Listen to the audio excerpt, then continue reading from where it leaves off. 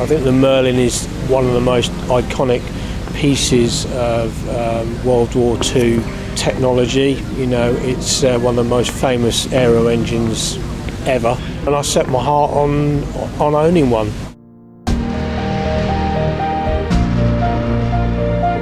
Whether you're an enthusiast or not, I think most people can appreciate the engineering. I love the look of them.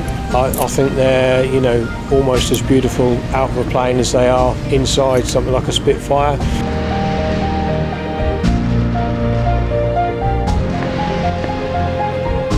She's 27 litres. She has a 2-stage 2-speed supercharger.